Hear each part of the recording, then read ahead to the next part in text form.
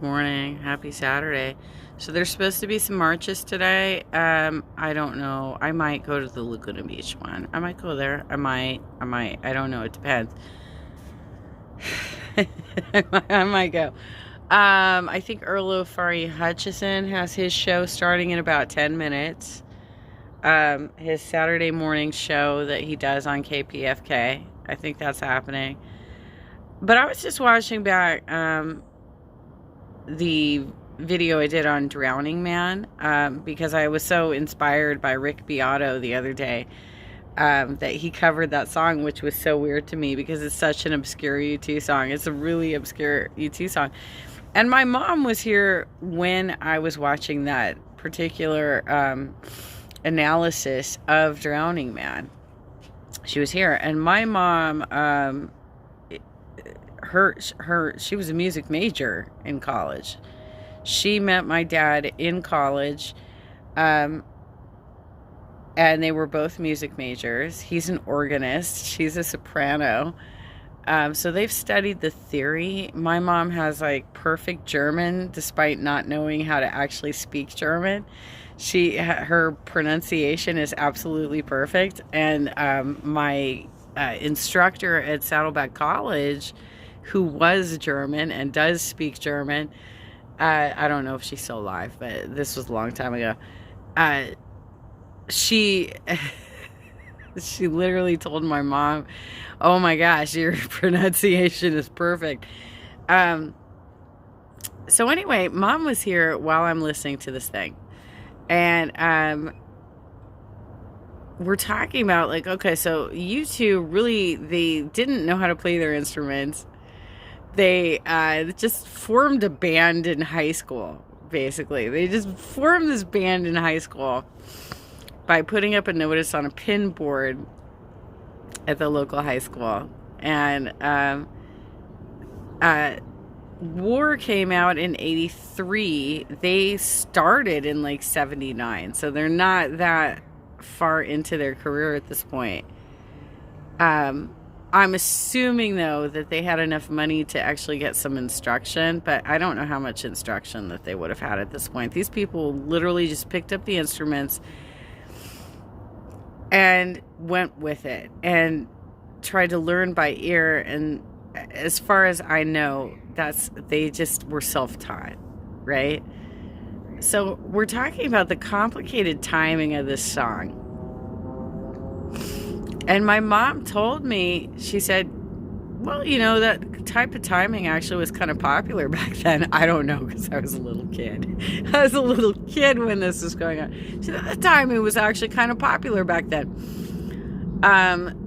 So she said that they actually might have just been totally winging it and just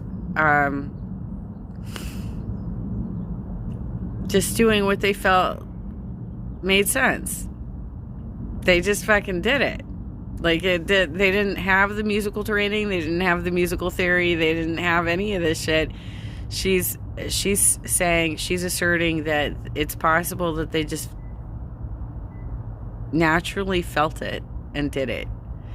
And, you know, I think that's true for a lot of people who get involved in music. Some people have natural talent, and you move in the right way. You move in the way that makes you feel right. Like what sounds good to you, and you just fucking go for it. And that's probably that's so weird that he covered that song. I can't, even with you, Rick Beato. I'm so fascinated by that. There are so many songs that they've done that are so great. And obviously okay, so here's a couple of things he got wrong on his video. He said that's the only song that U2 has done with violins. That is not accurate. That's not accurate. He's clearly not heard their entire discography. There's a very famous song that they have with an entire orchestra behind them. That's All I Want Is You. It was the song that they rolled over the credits on Rattle and Hum. So this is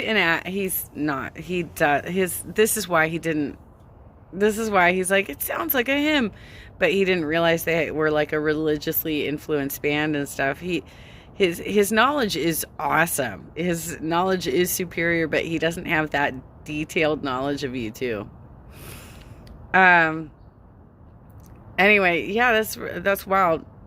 My mom and dad were trained up. Like, they know the fucking theory, you know? They know how to do this. They know how to get the right people to do arrangements of certain songs. Like, to rewrite songs in such a way that it works in a certain setting, and they know the actual theory. I only lightly know this shit from the like decade of training that I had, but like this has been their whole lives, right?